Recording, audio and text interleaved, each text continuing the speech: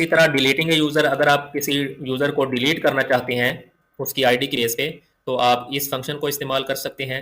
It deletes the user and optionally reassign associated entities to another user ID. तो अगर आप इस user को डिलीट करना चाहते हैं और इस यूज़र की जो इन्फॉर्मेशन है या जो डेटा है वो अगर आप किसी और यूज़र को असाइन करना चाहें तो वो भी आप इस फंक्शन के ज़रिए कर सकते हैं। इसका मेन पर्पज़ ये है कि आपने यूज़र को डिलीट करवाना है।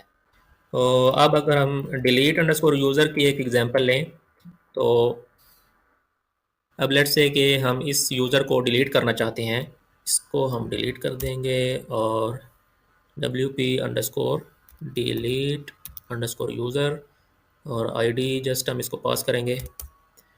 और यहाँ पे अगर एरर आता है the user is not deleted, the user is deleted, तो हमने जस्ट इस फंक्शन को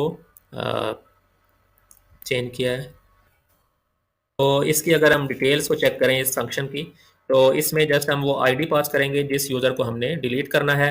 और अगर आपने इस यूज़र की इंफॉर्मेशन को रीअसाइन करना है किसी और यूज़र को, तो उस केस में हम सेकंड पैरामीटर इसका पास करते हैं जो कि एक इंटीजर है और ये ऑप्शनल होता है, reassign post and links to a new user ID. तो अगर आप इसकी जो पोस्ट हैं या इसके डेटा को किसी और यूज़र को असाइन करना चाहते हैं तो उस यूज़र की आईडी आप इसको पास कर सकते हैं। डिफ़ॉल्ट वैल्यू इसकी नल होती है। तो हम इस फंक्शन को अकॉर्डिंगली अपडेट करेंगे। अब यहाँ पे हमें अरे की ज़रूरत नहीं है बल्कि जस्ट हमने इसको आईडी पास करनी है which is $user underscore ID और कंट्रोल एस। अब हम अगर अपने